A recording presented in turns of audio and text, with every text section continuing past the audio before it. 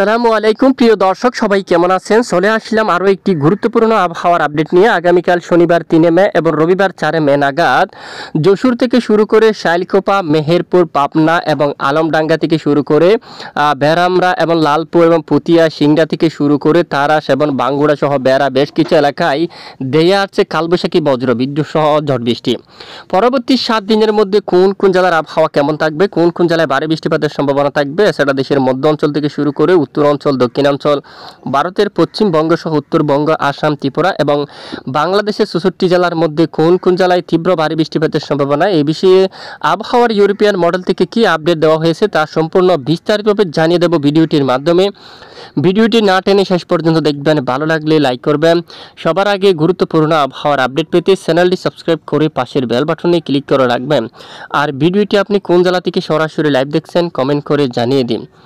আজকের live satellite উপগ্রহ চিত্র মোড়া আমরা দেখতে পাচ্ছি দেশের অধিকাংশ এলাকায় আজ আকাশ পরিষ্কার অবস্থায় রয়েছে, তবে বিকেল নাগাদ দেশের দক্ষিণের অনেক এলাকায় হালকা থেকে মাঝারি এবং বিক্ষিপ্ত বজ্রসহ প্রচণ্ড আকারে ঝড় বৃষ্টিপাত দেখা গেছে, বিশেষ করে বাংলাদেশের একেবারে দক্ষিণ পূর্ব অঞ্চল জুড়ে। চট্টগ্রাম বিভাগের অনেক এলাকায় হালকা থেকে মাঝারি বজ্রসহ বিক্ষিপ্ত আকারে বৃষ্টিপাত কিন্তু দেখা গেছে 2 মে নাগাদ শুক্রবার এখানে দুপুরের পরপরই।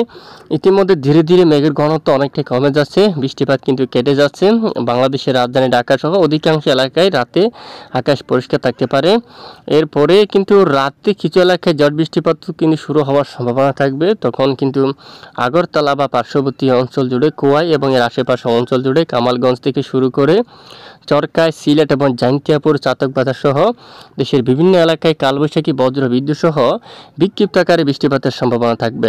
এদিকে কালিহাটি থেকে শুরু করে সিরাজগঞ্জ অঞ্চল, জলকাত্র এবং সরিষাবাড়ি, ময়মনসিংহ, এখানে ত্রিশাল, বালুকা সহ আশেপাশের কয়েকটি এলাকায় বজ্রবিদ্যুৎ সহ বিক্ষিপ্ত আকারে বৃষ্টিপাতের সম্ভাবনা থাকবে।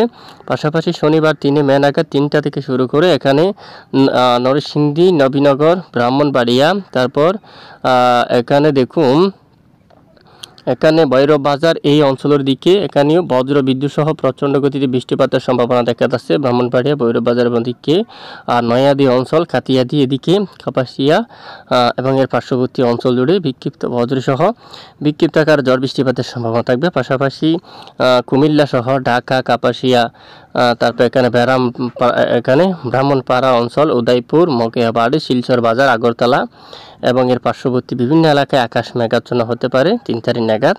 নতুন করে এখানে বিক্ষিপ্ত দোয়াক এলাকায় ঝড় বৃষ্টি শুরু হতে পারে, বিশেষ করে চাকদা, বাঙ্গামন বা যশোর বা আশেপাশের অঞ্চল জুড়ে কিছুটা বজ্রসহ বিক্ষিপ্ত আকারে বৃষ্টিপাত শুরু হতে পারে। এবং রবিবার 4 মে নাগাদ শাইলকোপা থেকে শুরু করে মাগুড়া, করচাঁদপুর, দামোহদা, মেহেরপুর, আলমডাঙ্গা, তারপর বেড়ামরা, লালপুর, পুতিয়া, তারপর বাঙ্গুড়া, বেড়া এবং এর আশেপাশের অনেক এলাকায় বজ্র বিদ্যুৎ সহ বিক্ষিপ্ত আকারে বৃষ্টিপাতের সম্ভাবনা থাকবে। এ হচ্ছে ঝড় বৃষ্টিপাতের পূর্বাভাস। এরপরে আমরা একটু দেখে নেব যে কী পরিমাণ বৃষ্টিপাত দেশের দিকে থাকার সম্ভাবনা। পরের 5 দিনে এখানে কিছুটা ঝড় বৃষ্টিপাত শুরু হতে পারে, বিশেষ করে বেড়া, বাঙ্গুড়া সর্বোচ্চ এই যে 45 মিলিমিটার পর্যন্ত। এরপরে বেশিরভাগ এলাকায় আকাশ আংশিক মেঘলা পরিষ্কার থাকতে পারে। আপাতত পরের 10 দিনে তেমন দুর্যোগপূর্ণ আবহাওয়া দেশের দিকে নাই বা শক্তিশালী বৃষ্টিপাতের সম্ভাবনা খুবই কম।